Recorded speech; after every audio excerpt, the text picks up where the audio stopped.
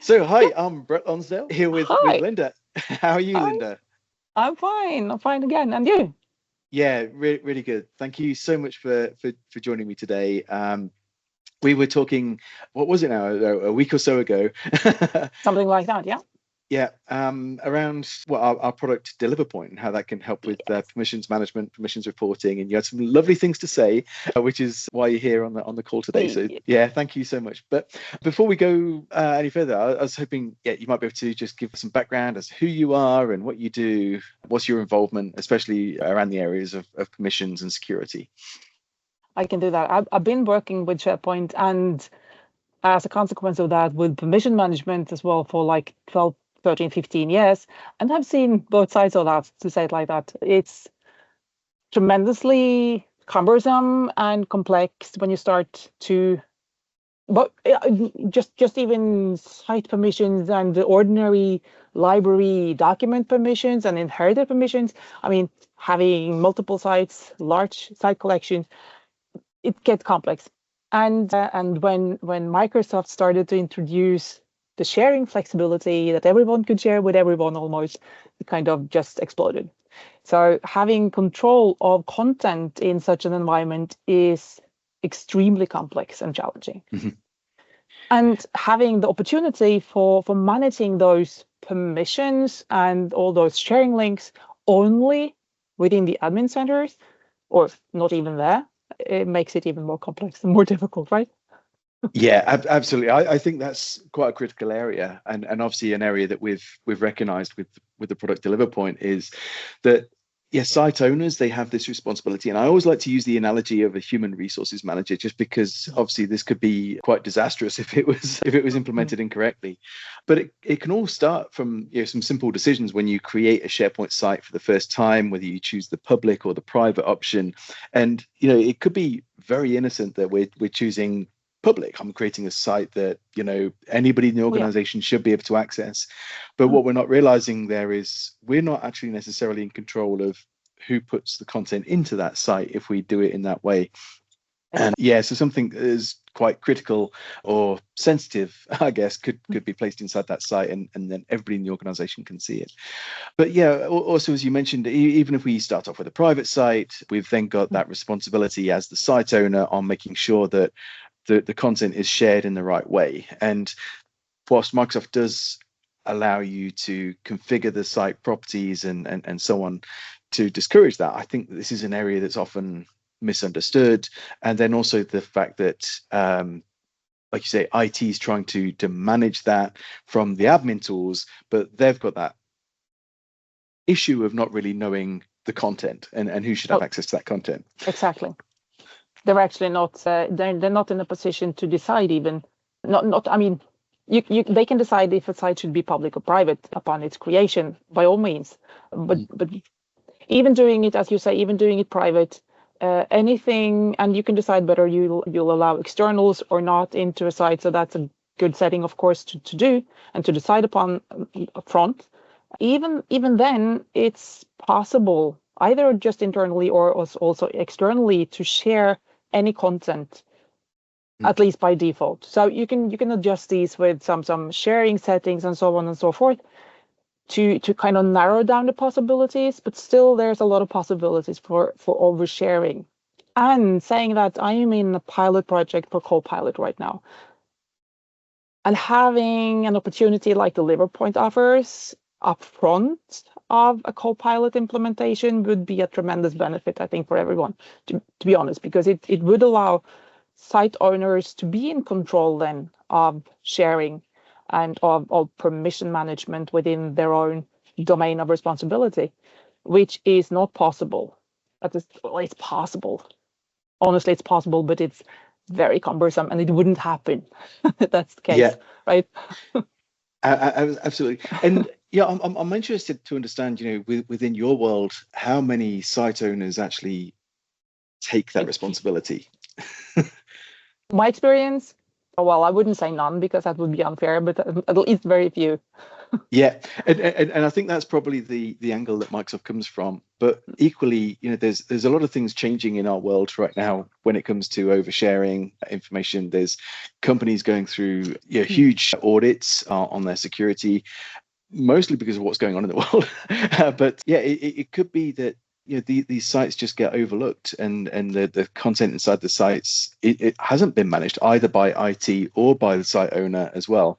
And I see that's responsibility when we're looking at standards like SOC 2 compliance or ISO 27001, any sort of information security standard. How really the site owners do need to take that responsibility, but if they do, they're not armed with the right tools in order to be able to do it. And I think one of the biggest challenges there is the fact that it's just too time consuming that you just don't do it. Exactly. Even if you're given a report of these are all the things where they've potentially been overshared, how do you then go and find that content again and manage the security on it? That's the key, right? So you can do these sharing reports within the admin center, and you can also inform then the site owners and tell them to clean up or do something about those, or do a review. But the review itself is item by item, and it's tremendously time consuming. And my take on it, it doesn't happen, honestly. And you can, of course, also add sensitivity labels to content and do DLP settings and all these things, which I also think organizations should do, of course. But in my opinion, it's not enough. You need to empower the site owners with the tool to be on top of their own permission settings and their own sharings within their own content in a way better way than Microsoft offers. Sorry, Microsoft, but that's just the truth. I mean, I know Microsoft are working very heavily on these areas as well. But with regards to DeliverPoint, what are the sort of key reports or functionality that you would see is really useful for site owners or even site collection administrators? Both of them, and it starts both for each site owner, right? So you have the possibility to look for specific names. You can look for content, and you have this nice overview of items and libraries or lists or whatever, inheriting permissions versus not. So you instantly know where to look, which I think is a very nice little feature. So it's in your plain sight where you should start to manage. So having that opportunity, and not only just to see the reports, but you can manage. So I think that's sort of, if it's not a game changer because this has been with your product for a while, I know, but it's so easy to say that, well, we can give you those reports from the admin center, but we need to do the setting changes. And we need to change the permissions from one person to another or remove permissions, right? But now that tool is in the hands of the site owner themselves, which makes it possible to do all the permission management, even if it's giving or deleting or changing permissions for that case, or providing other people, so replacing permissions with other people. Everything is kind of within the same box, which is DeliverPoint, which I love. So I definitely like that. And I also, which I mentioned to you last time we spoke, the SnapShot, you call it, right? That's correct. The feature where you can actually say that this is the permission settings, this is how it should look on this site or within this library, choose the scope. And then let's say 3 or 6 months later, you go back and say, well, 100 new sharing links with someone. I don't want that. I will clean up. And then you just do the snapshot back again. So then we're back to the default setting. I really like that feature. Yeah, it is so a great easy. feature, and I feel like it's underused as well. But yeah, absolutely. I think you have in your mind how the permissions should be, whether you're using security groups or the Microsoft 365 groups, whatever. You can put that in place, and with the snapshot, there's nothing to say that you always have to revert back to that point. But what it does. Yeah, what it does give you is that understanding of, okay, where did permission inheritance get broken since then? Yes, exactly. What sharing links were created since then, and what, even down to group membership changes, who were added to groups, who were taken away from groups, and you've got this clear site that is not taking you through every single file or folder, just within the site or whatever scope, like you said. You get that report, and then you can make the decision as to, okay, maybe this makes sense. Maybe these sharing links that have been generated are okay. Yeah, the permission inheritance, it makes sense that you would have broken the permission inheritance there. And what you might decide to do at that point is say, all right, I'm going to move the goalpost. We're going to take a snapshot now. And Exactly. And again, we can always do that comparison to this point in time, or within 3 months, or whatever it might be. Exactly. So you can see all the changes. And just another topic within also for site owners, sensitivity labeling. You showed something on the demo when we spoke last time, a feature about the sensitivity labels that I didn't really. I remember it as magnificent, and I really don't remember, because you can group, or you can get all the content, show all the sensitivity labels, and you can also manage them from there. Correct. Yeah. So this is a relatively new feature. So we implemented at the start of the year the ability to report on what is not labeled inside your SharePoint site. So again, Microsoft are seeing a real importance with the sensitivity labels, especially when it comes to Copilot. So one of the things that people are unaware of, let's just say that something has been overshared today. We can find that easily with DeliverPoint. If there's an anyone link, or if there's somebody granted the everyone except external users group permissions, or something along those lines. If that is the case, and you go to a Copilot prompt, we might ask something very innocently. And again, going back to that human resources scenario again, it could be, I'm asking about Linda. So what you even get suggestions about, why don't you ask about Copilot actually said, I don't. Are you interested in what Linda's doing? and it might be that I might just click on that, and then let's just suppose that somebody shared an employment contract for Linda with the everyone group in error, which can be so easily done. You can just go to share the link if you had the ability to do that, and if you didn't put anybody's name in there and you've not tied it down, it's going to create an anyone link. So then when you come to Copilot, it's going to provide that response to you based on what it has access to, or what you have access to rather. So it could give you information that's inside your employment contract. But if the person who uploaded the employment contract said, hey, this is confidential HR information, and they labeled it accordingly, and there's a policy that says with that particular label, with that sensitivity label, do not give it the rights to serve this answer inside a Copilot, then that everyone group or the anyone link wouldn't matter. So our next step was to say, here's the report that shows you what is not labeled, and now you can actually select some of that content in bulk and say, okay, I want to assign this label to that. So if I received maybe 50 employment contracts, and I can say, oh yeah, these 50 employment contracts got missed out for whatever reason, they don't have the label assigned, I could highlight them all and then assign the relevant label. So yeah, you can do that immediately in bulk. That was the feature. That's a really, really good feature, and again within the same management kind of container as they would elsewhere. The site owners, work with permissions and with sharing links. It's possible, of course, to set a default sensitivity label, but you don't need again to go behind the scenes. It looked like a 1998 type of screen as well. So I think it kind of excludes a lot of not necessarily highly skilled site owners moving back to the kind of more than back end type of management sites that comes with SharePoint. So I definitely like that as well. Fantastic. It's a really, really, really, really good product. And again, we got that question last time, and I think it was a good question, which a lot of my customers today, I work as a consultant, and a lot of the customers have this kind of bit reluctant policy of not applying any third parties. So they kind of have the no third parties for us, please.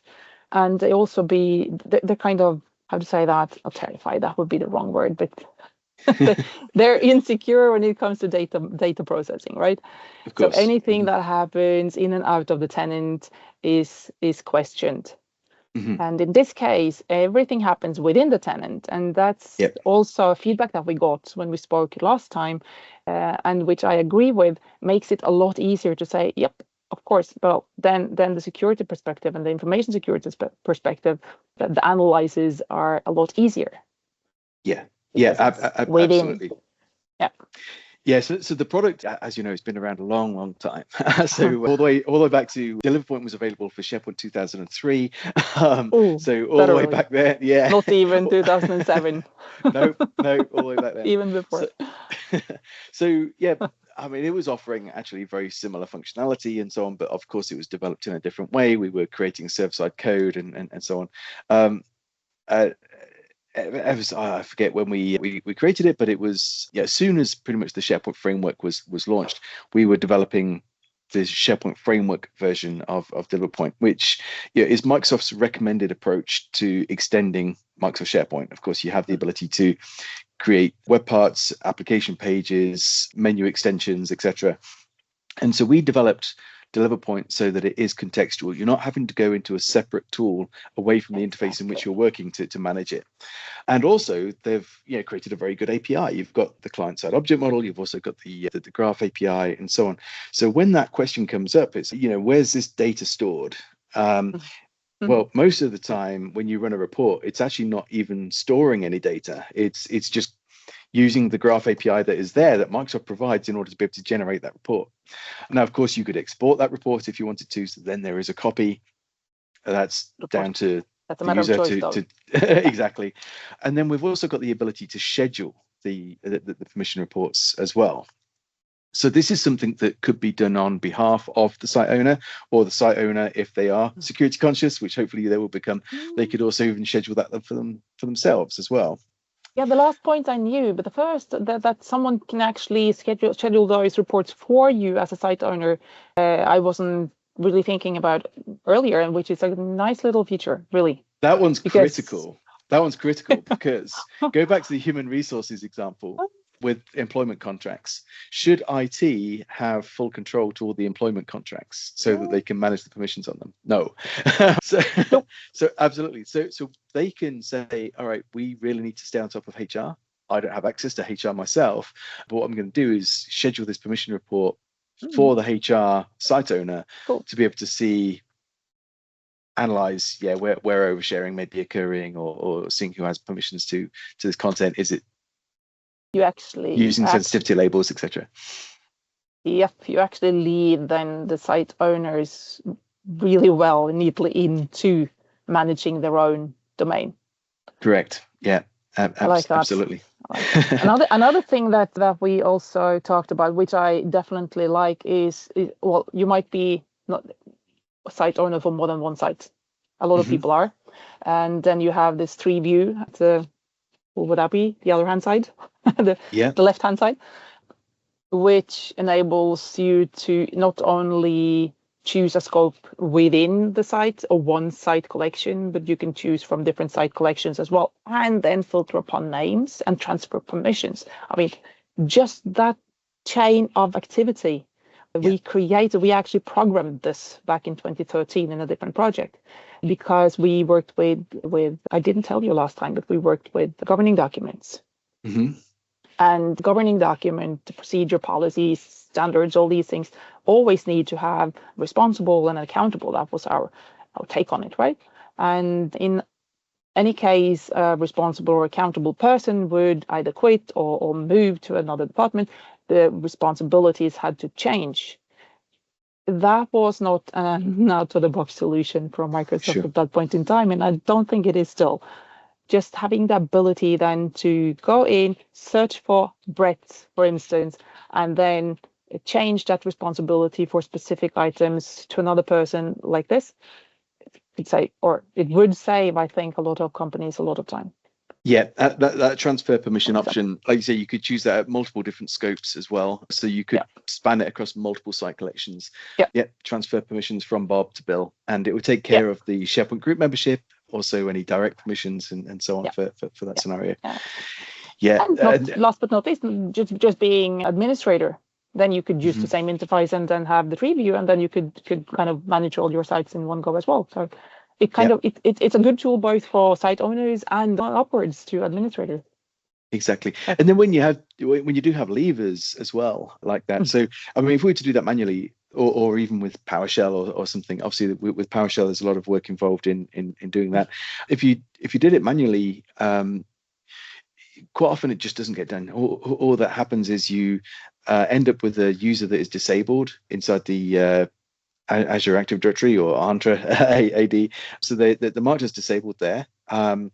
They're still listed as having all the permissions. So when you start to run the permission reports, you still see that person, even though they can't authenticate. There's no security concern. Managers don't often get that. They see it in black and white. Yeah, this person still has member or edit permissions to a particular site and to all this content. And yeah, they won't be able to see it, but it's there. It's still a mess. So yeah, with DeliverPoint, you can just simply say, transfer these permissions from that person to that person. And then you could also run a dead account report as well that shows you anywhere where these users exist. So if they have got permissions, but they can't be found inside the Active Directory or disabled in the Active Directory, then we can remove them. Perfect. I think it's a great cleanup. Again, said before, to me, this product would be a no-brainer being a SharePoint administrator of some sort. Yeah. And again, SharePoint is behind everything. So if you're working with Microsoft 365, you are working with SharePoint, either you like it or not. Yes. But that's where the content is stored. So you kind of need this. And even though you're fully in Teams, for instance, you would need this because behind the scenes, there's a SharePoint site anyways. I think so, but I'm biased. Yeah. Well, I guess I'm too then. Because that's brilliant. The interface is easy. It shouldn't be that difficult to perform training, and you do offer that yourself as well as a company, I know. So it's, if I were an owner of a company or being in the point of being able to decide this, of course, I would decide for DeliverPoint, because it offers exactly what's missing. It's a missing link in the offerings from Microsoft. Wonderful. Well, thank you so much. And I know the question did come up on affordability as well, because it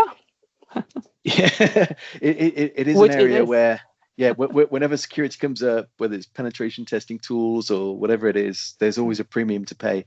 But how did you find the pricing on DeliverPoint? As you said, I think it's again a no-brainer. you just buy it. It's affordable. It's absolutely affordable. I actually compared it just today with the price for SharePoint Advanced Management, which is offering on the administrative side some of the same kind of, well, I wouldn't say some of the same features, but at least kind of closing up to. And I think that cost was the same per month as you offer per year. So, well, that's an easy comparison. Of course, you can have fewer people on SharePoint Advanced Management because that's just admins again, which is, of course, also a lack, right? But I think the price is definitely affordable. And it's, I mean, if we should talk about return on investment, I think that'll come in a month. Yeah. Because the control that you will be capable of applying is uncomparable with not having a DeliverPoint in. So I know it might sound like a commercial from you, but I think it's actually true. That's fantastic. Well, thank you so much. I mean, we had this conversation, and like I say, it was a week or two ago, Linda and I met ahead of a demonstration to some of her clients, and we had this conversation. I thought, this is somebody that actually 100% gets the product, and that's why we're recording this right now. So I really do appreciate you coming here today and being able to share those words. It means a lot to me. So thank you, and I'm happy to be invited as well. So thank you for that. Well, thanks again, Linda. I really appreciate it. Thank you too. Hopefully your vacation will come around very, very quickly. Yeah, and yours too, in a couple of weeks. All right. Okay. Thank you. Thank you. See you.